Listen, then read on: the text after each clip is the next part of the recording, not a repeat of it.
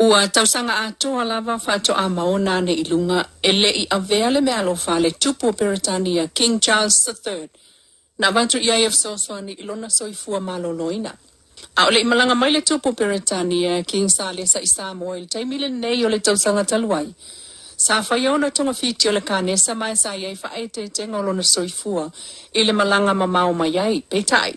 O le mea alofa na tau awatu mo le tupu wha awalatu I le fionga il palamia. Fia mena o mi mata a whasa iai le wha moe moe o le whai mea alofa e ono soswani I le ngase o le tupu. O le mea alofa o le sua o le la awe maua I lo tātua tunuu le sasalapa. Ua mai a pāsia wha soifua malolo I nama wha ailonga pei o label wha pei o na whaia I Tues mai New Zealand ma o Zatalia. Pei tai. Na whaato ailoa ma maua mai wha mao ninga le vai aso le nei. Ele ia o le vai sasalapa I a o le tupu. Ai ua tau sanga I nei talu o na talo sia I talo sanga molia le au ngā o le mea alofa vai sasalapa. I le ngase o le tupu Peritania. O le tali mai le tamaitai o le ofisa o le pale mia taluaina o tata ofisili le vai aso nei. Na ia ta ua sa ta atia I lava le vai le ofisa o le pale mia.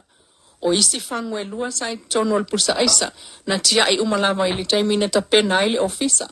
Na ta ua fo e le ana le mea alofa, na ta ua tu le ofisa sili o le mtanga luengo le pale mia, o ia na ta pena ina mea alofa le tupu, a ele iwa ai I le mea alofa leo lo sa ili atu. O fangu vai sa salapa unga o sia I Samoa, mamoli mawina le au ngai ngase au fiai malkanesa, fa lau iloa le au fiai o le tupu au le imalanga mai I Samoa.